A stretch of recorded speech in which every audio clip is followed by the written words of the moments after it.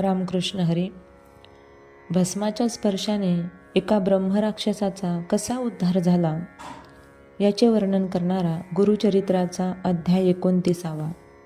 या अध्यायात श्री गुरूंनी त्रिविक्रम भारतीला भस्म महात्म्य सांगितलेले आहे. पूर्वी कृतयुगामध्ये वामदेव नावाचा एक योगी होऊन गेले. ते शुद्ध बुद्धीचे आणि ब्रह्मज्ञानी होते.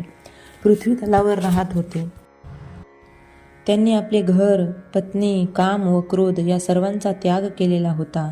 ते संतोषी वृत्तीचे आणि निरपेक्ष मौनी होते.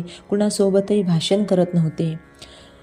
ते जटाधारी वल्कल्य व्याघ्रांबर धारण करून सर्वांगाला भस्म लावून असत आणि तीर्थाटन करत अनेक क्षेत्रांना ते भेट देत होते.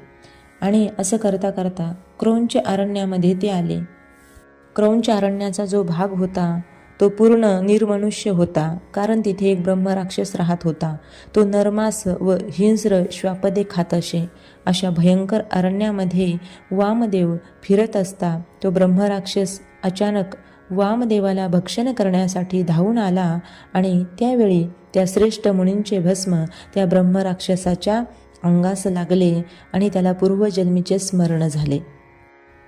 त्याचे सर्व पाप जळून गेले व त्याला ज्ञान प्राप्त झाले आणि त्यामुळे श्रेष्ठ मुनींच्या तो पाया पडाला आणि म्हणाला, आपण साक्षात ईश्वर आहात, तरी आपण माझे रक्षण करावे. आपल्या केवळ दर्शनाने माझ्या पापराशी जळून गेलेले आहेत, असं म्हणून ऋषींच्या चरणावर त्याने लोळणी घेतली. वामदेव महाराजांनी त्याची सर्व विचारपूस केली. तो ब्रह्मराक्षस त्यावेळी म्हणाला, आपल्या दर्शनाने मला माझ्या पूर्वजन्मीचे ज्ञान प्राप्त झालेले आहे. त्यातील दोषही मला दिसले. पतिव्रता, सुवासिनी, विधवा, रजस्वला अशा अनेक स्त्रियांशी मी उन्मत्तपणे वागून त्यांचा उपभोग घेतला आहे. या प्रकारे मी मदांध होऊन साऱ्या देशभर लोकांना छळलेले आहे. इतके क्रूर कर्म करून सुद्धा माझे मन संतुष्ट झाले नाही. इतके वाईट कर्म करून सुद्धा माझे मन भरले नाही. मी विषयासक्त होतो, त्यामुळे मी रोगी झालो. मला क्षयरोग झाला व त्यातच मला मरण आले. मला यमदूतांनी नरकात घातले. त्यानंतर त्यांनी आपला पुढील 25 जन्माचा कथाभाग जो आहे, इतिहास जो आहे, वामदेवांना सांगितला. त्या ब्रह्मराक्षसाने वामदेवाला विनंती केली की मला आता पुनर्जन्म नको. तुमच्या कृपेने माझा उद्धार होईल. तुमच्या नुसत्या स्पर्शाने मला ज्ञान प्राप्त झाले आहे. तुमचा महिमा अनुपम आहे. तुम्ही साक्षात ईश्वरच आहात. तर आमचा उद्धार करण्यासाठी पृथ्वी तलावर तुम्ही आलात, असं ब्रह्मराक्षस म्हणू लागला. तेव्हा वामदेव महामुनी त्याला म्हणाले, हा माझा स्वतःचा महिमा नाही. हा महिमा माझ्या अंगाला लावलेल्या भस्माचा आहे. माझे सर्व अंग भस्मांकित आहे. ते तुझ्या अंगाला लागले, त्यामुळे तुला जागृती आली. म्हणूनच कर्पूर गौर शंकर सर्वांगी भस्म धारण करतात. ज्या वस्तूचा साक्षात ईश्वरच असा बहुमान करतो, त्याचा महिमा वर्णन करणे आम्हाला शक्य नाही. एका कथानकात यमाच्या दूतांना शिवदूत एका मृतात्म्याला घेऊन जाऊ देईनात.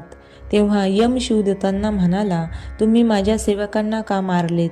त्या पापी माणसाला तुम्ही शिवलोकात का घेऊन जाता? हा शिवपुरीस जाण्यास योग्य नसताना त्याला विमानात बसवून मूढपणे आपण कसे नेता? तेव्हा यमाचे वचन ऐकून शिवदूतांनी स्पष्टीकरण केले.